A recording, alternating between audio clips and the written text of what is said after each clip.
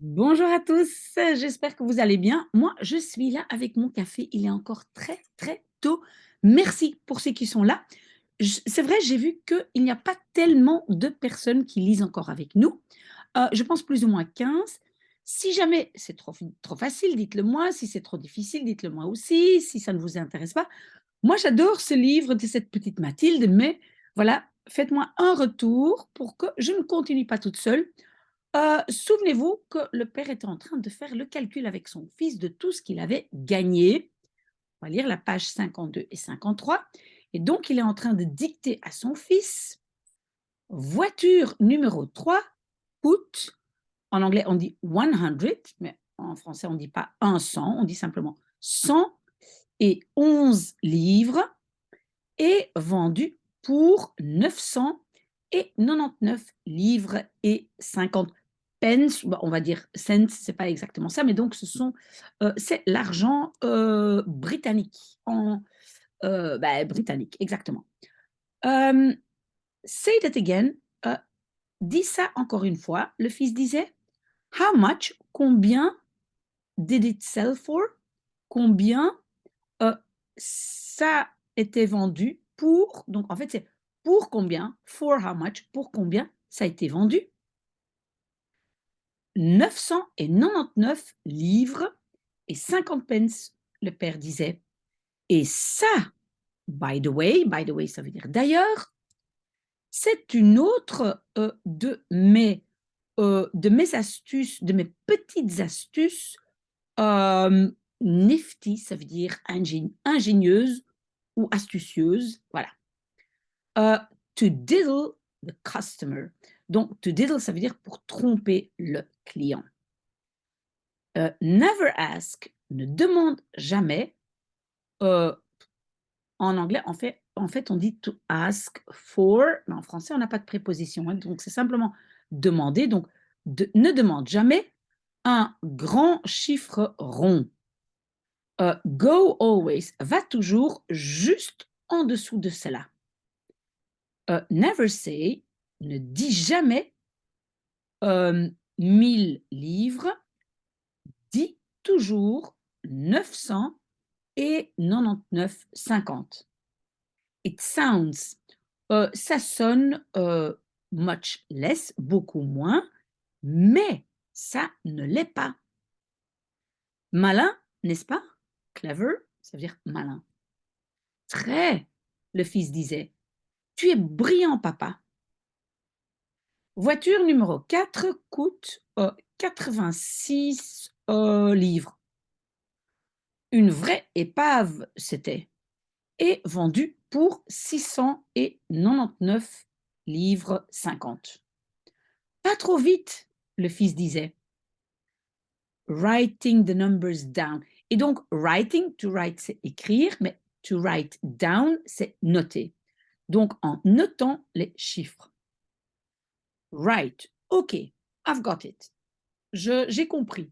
Et en anglais, donc, on va dire, je l'ai eu, I've got it. Je l'ai. Voiture numéro 5 coûte 637 livres et vendue pour 1649,50. Tu as eu tous les chiffres written down, notés, fils. Donc il parle à son fils, hein. Est-ce que tu as bien noté tous les chiffres? Oui, papa, le garçon disait, crouching over his pad.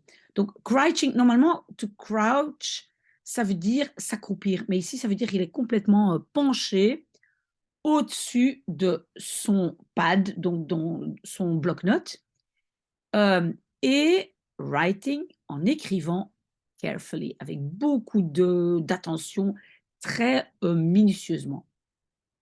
Très bien, le père disait. Maintenant, work out, donc ça veut dire calcul, to work out, calcule le bénéfice j'ai fait sur chaque des 5 voitures. Et add up, ça veut dire additionne le total. Alors, tu seras capable de dire à moi, donc de me dire, How much? Combien d'argent ton plutôt brillant père made a fait all together, tout ensemble aujourd'hui? Ça, c'est a lot of, beaucoup d'additions, le garçon disait. Bien sûr, ça l'est. Bien, pardon, bien sûr, c'est beaucoup d'additions, le père répondait. Mais quand tu es en gros business, comme moi je suis, you've got to, and you've got to, donc ça veut dire tu dois, you've got to, tu dois être hot stuff, ça veut dire tu dois être vraiment très très bon en arithmétique. J'ai, I have practically got, j'ai pratiquement un ordinateur à l'intérieur de ma tête. It took me, ça m'a pris moins de 10 minutes euh, pour work out, pour calculer the whole thing, toute la chose. You mean, et mean ça tu veux dire, tu l'as fait dans ta tête, papa. Le garçon demandait, goggling. Goggling, ça veut dire, voilà, des yeux grands ouverts. Bien, pas exactement, le père disait. Personne pourrait faire cela. Mais je l'ai fait. Non, pardon. Mais cela didn't take, n'a pas pris à moi longtemps. Donc, cela ne m'a pas pris longtemps. When you're finished, quand tu as fini, dis-moi ce que tu penses mon bénéfice était pour la journée.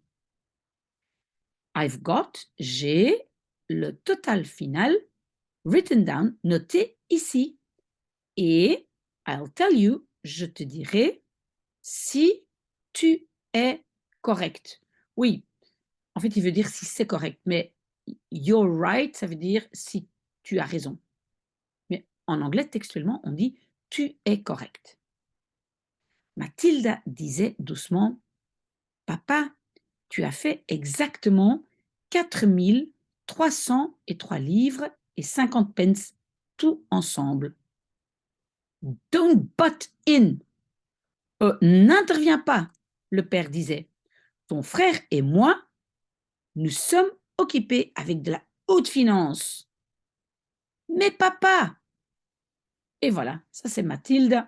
Même en lisant un autre livre, elle a déjà fait les calculs. Voilà, ça a été rapide. Voilà, si vous avez des commentaires, s'il vous plaît, revenez vers moi. Sinon, s'il n'y a plus personne qui s'intéresse à ce livre, on arrêtera. Mais pour l'instant, on est encore 15. Très belle journée à vous.